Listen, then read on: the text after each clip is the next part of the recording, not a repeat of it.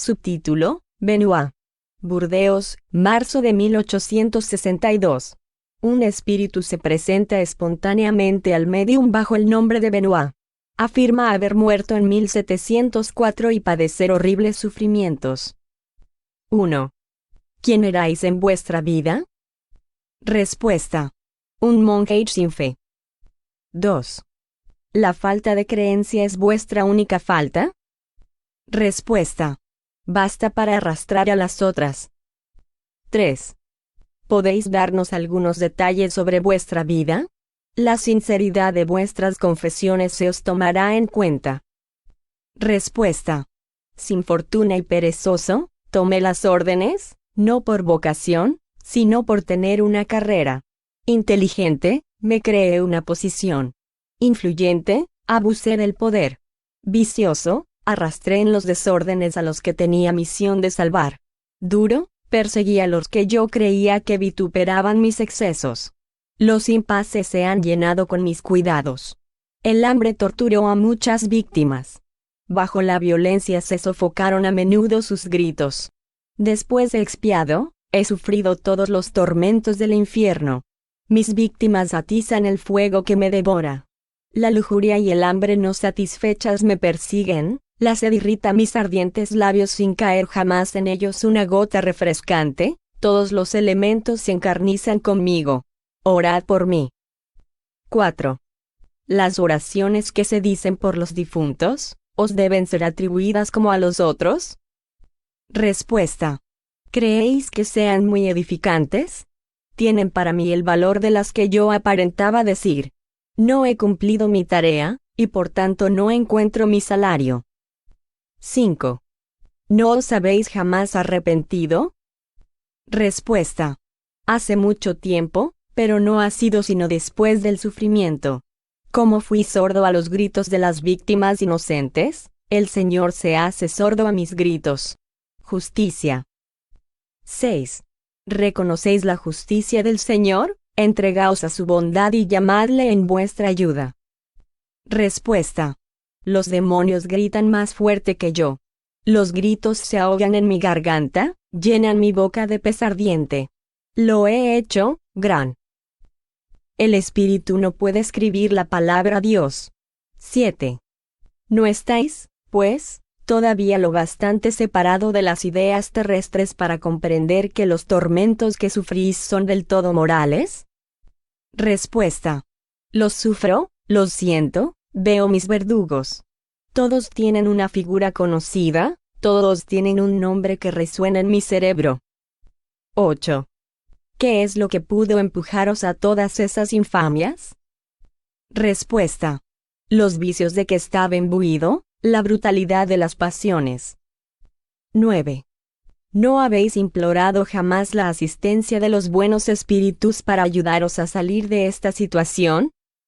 Respuesta: no veo más que los demonios del infierno. 10. ¿Teníais miedo a estos en vuestra vida? Respuesta: no, nada de eso. La nada era mi fe. Los placeres a cualquier precio, mi culto.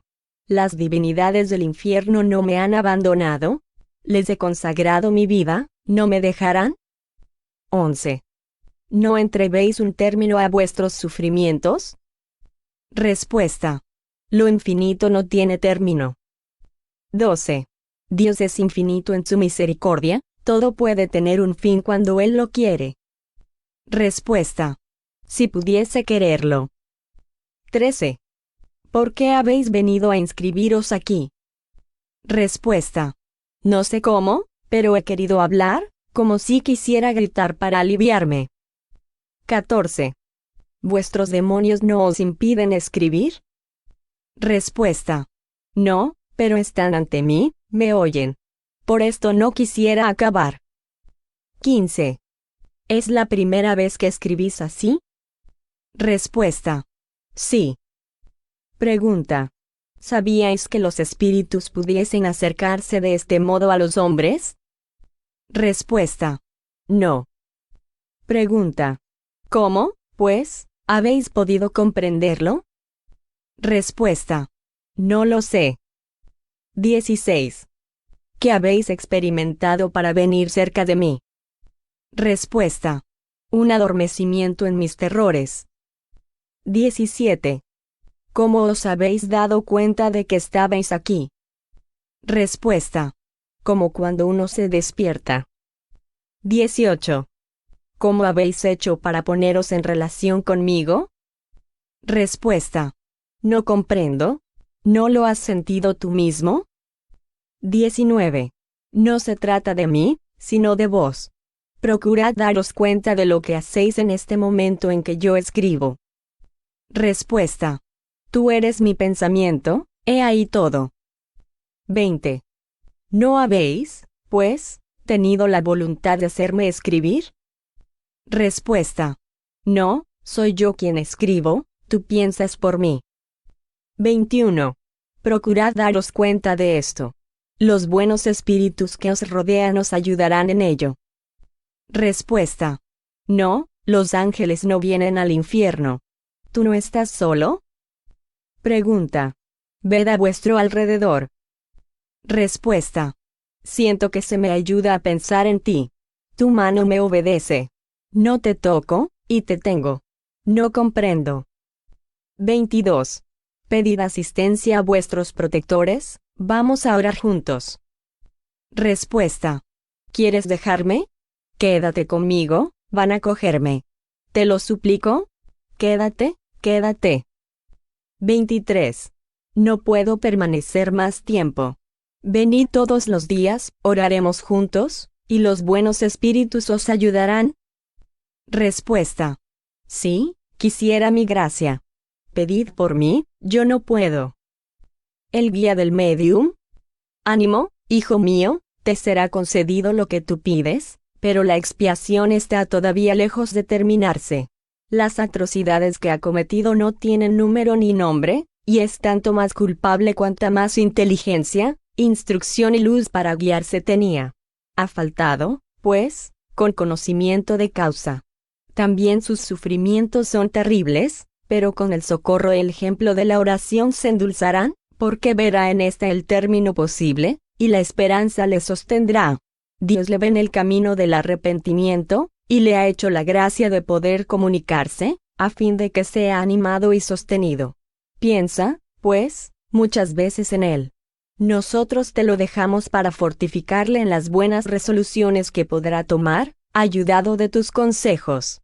Al arrepentimiento sucederá en él el deseo de la reparación.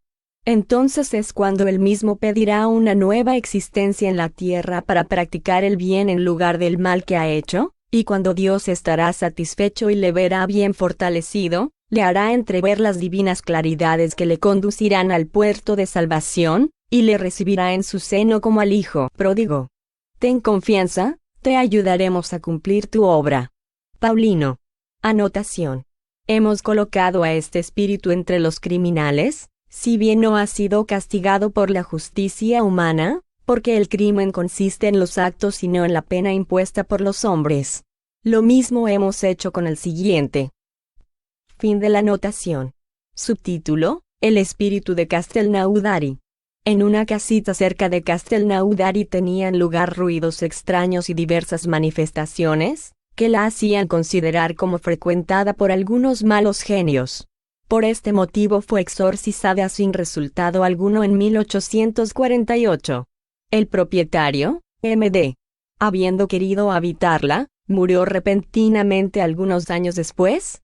Su hijo, que quiso habitarla enseguida, recibió un día, entrando en una habitación, un fuerte bofetón dado por una mano desconocida. Como se hallaba enteramente solo, no pudo dudar de que el bofetón viniera de algún origen oculto, por lo que resolvió dejarla definitivamente. Hay una tradición en el país, según la cual debía de haberse cometido un gran crimen en aquella casa. El espíritu que dio el bofetón, habiendo sido evocado en la Sociedad de París en 1859, se manifestó con señales violentas. Todos los esfuerzos para calmarle fueron impotentes. Interrogado San Luis con este objeto, respondió: respuesta. Es un espíritu de la peor especie, un verdadero monstruo. Le hemos hecho venir, pero no hemos podido obligarle a escribir, a pesar de cuanto se le ha dicho. Tiene su libre albedrío, y el desgraciado hace de él un triste uso. Pregunta: ¿este espíritu es susceptible de mejora? Respuesta: ¿por qué no? ¿No lo son todos, tanto este como los demás? Es preciso, sin embargo, contar con las dificultades, pero por perverso que sea, volviéndole bien por mal acabará por conmoverse. Que se ruegue desde luego y que se le evoque dentro de un mes, y podréis juzgar el cambio que se habrá operado en él. Anotación: evocado el espíritu nuevamente más tarde, se mostró más tratable, después poco a poco sumiso y arrepentido. De las explicaciones dadas por él, por otros espíritus, resulta que en 1608 habitaba la referida casa, donde había asesinado a su hermano por sospechas de celosa rivalidad, hiriéndole en la garganta mientras dormía, y algunos años después mató también a la que tomó por mujer después de la muerte de su hermano. Murió en 1659 a la edad de 80 años, sin que se le persiguiera por estos asesinatos, de los que se hacía poco caso en aquellos tiempos de confusión. Después de su muerte no dejó de hacer mal y provocó muchos accidentes ocurridos en aquella casa. Un médium vidente, que asistió a la primera evocación, le vio en el momento en que se le quiso hacer escribir. Sacudía fuertemente el brazo del médium, su aspecto era espantoso, estaba vestido con una camisa cubierta de sangre y tenía un puñal en la mano. Fin de la anotación. Al espíritu de San Luis. 1. ¿Queréis describirnos el género de suplicio de ese espíritu? Respuesta: es atroz para él. Fue condenado a morar en la casa en que el crimen se cometió, sin poder dirigir su pensamiento sobre otro asunto sino sobre ese crimen, que siempre tiene ante sus ojos, y se cree condenado eternamente en el tormento. Se ve constantemente en el momento en que cometió su crimen. No puede tener ningún otro recuerdo ni comunicarse con otro espíritu. No puede estar más que en esa casa, y si está en el espacio, se halla en las tinieblas y en la soledad. 2. ¿Qué medio podríamos adoptar para hacerle desocupar la casa? Respuesta: si uno quiere desembarazarse de las obsesiones de semejantes espíritus, es fácil, orando por ellos, y esto es lo que no siempre se hace. Se prefiere asustarles con las fórmulas del exorcismo, que les divierten mucho. 3. Dando a personas interesadas la idea de rogar por él y haciéndolo nosotros mismos, ¿se le haría desocupar? Respuesta: sí, pero no tal que dicho orar, y no hacer orar. 4. Hace 2 siglos que está en esta situación. ¿Aprecia él este tiempo, como lo hubiera hecho en su vida? Esto es, ¿el tiempo le parece tan largo o menos largo que si viviese? Respuesta: ¿le parece más largo? El sueño no existe para él. 5. Se nos ha dicho que para los espíritus el tiempo no existe, y que para ellos un siglo es un punto en la eternidad. ¿Acaso no sucede lo mismo para todos? Respuesta: no ciertamente, eso es para los espíritus que han llegado a un grado muy elevado de adelanto.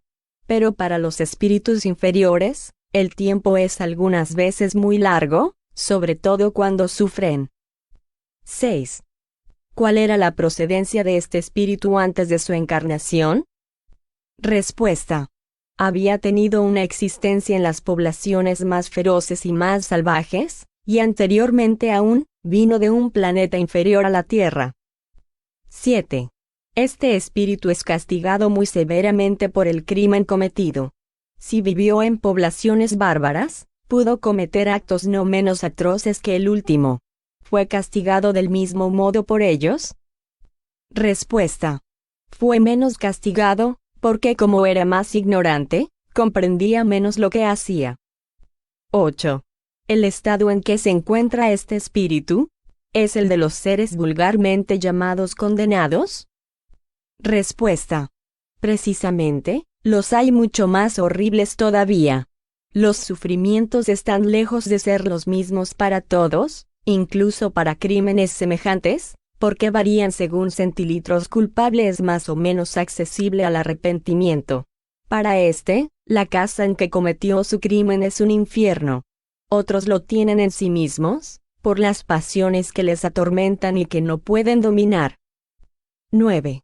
Este espíritu, a pesar de su inferioridad, siente los buenos efectos de la oración.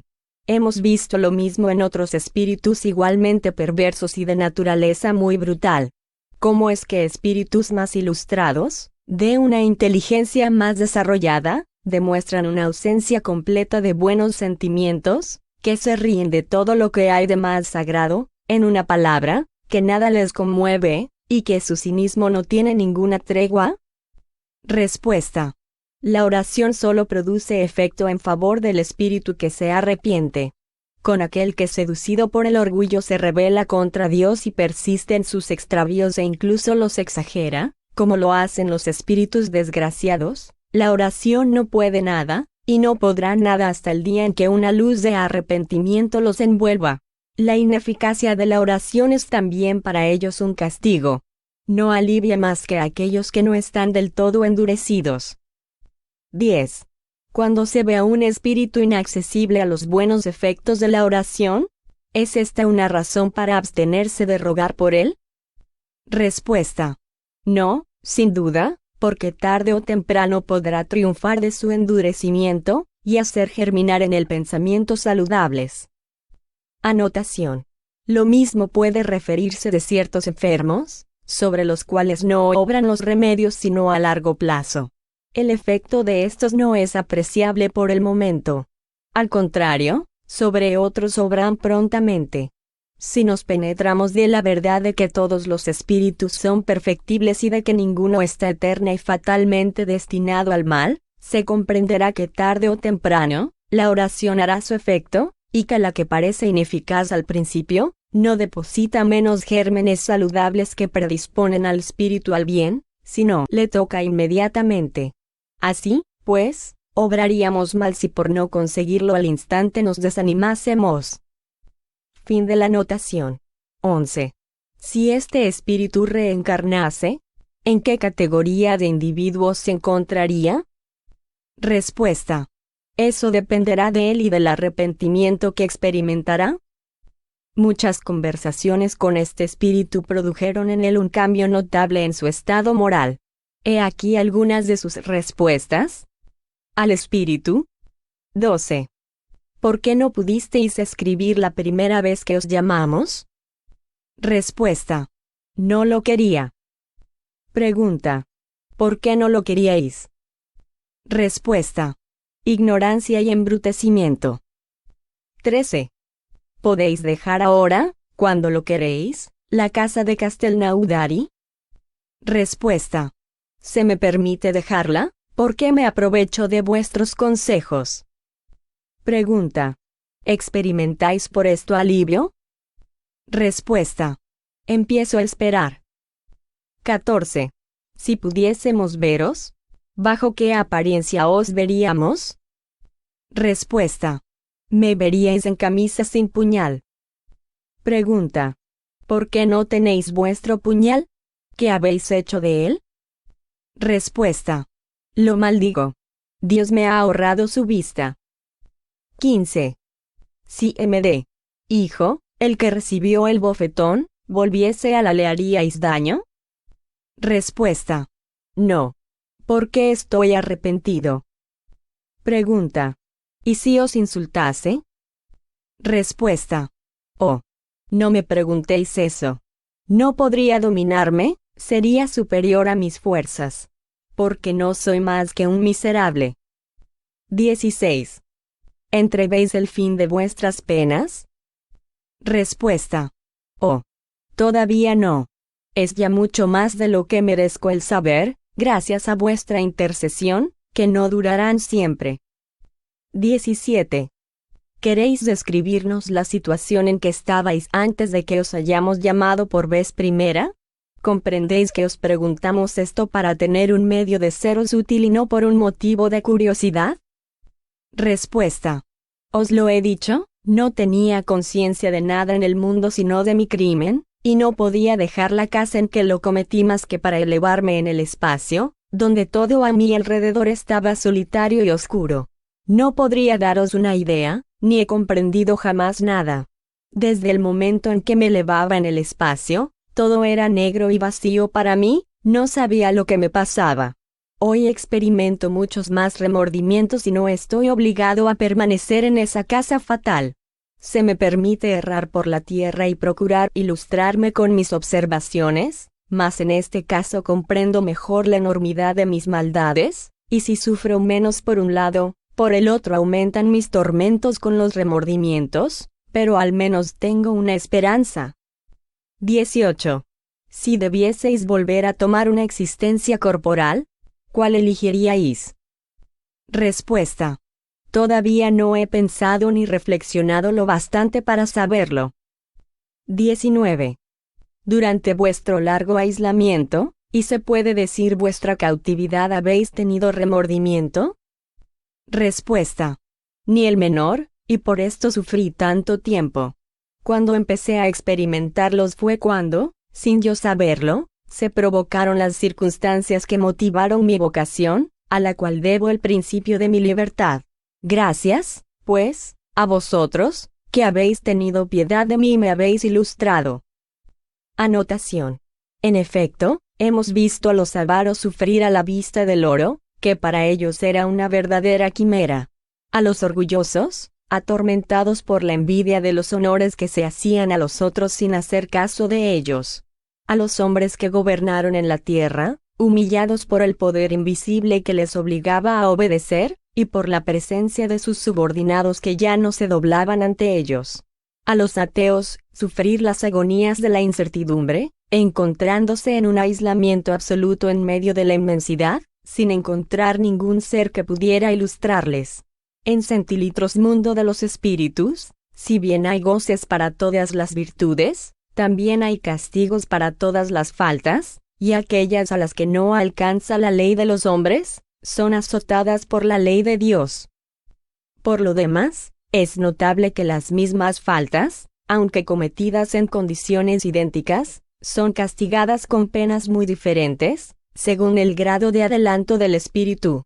A los espíritus más atrasados y en una naturaleza brutal, como el que nos ocupa, se les imponen penas en cierto modo más materiales que morales, mientras que sucede lo contrario en aquellos cuya inteligencia y sensibilidad estén en mayor desarrollo.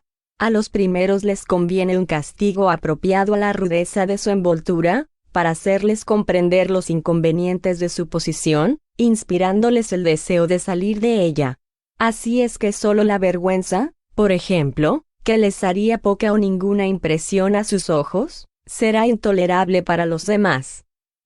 En este código penal divino, la prudencia, la bondad y la previsión de Dios para sus criaturas se revelan hasta en las cuestiones más pequeñas. Todo es proporcional, todo está combinado con admirable solicitud para facilitar a los culpables los medios de rehabilitarse. Se les toman en cuenta las menores aspiraciones del alma. Según los dogmas de las penas eternas, por el contrario, en el infierno se confunden los pequeños con los grandes culpables, los que faltaron una sola vez, los que fueron 100 veces reincidentes endurecidos, y los arrepentidos. Todo está calculado para retenerlos en el fondo del abismo. No se les ofrece ninguna tabla de salvación, una sola falta puede precipitar en el para siempre jamás, sin que se tome en cuenta el bien que se ha hecho. ¿De qué parte están la verdadera justicia y la verdadera bondad? Así pues, esta evocación no ha sido casual.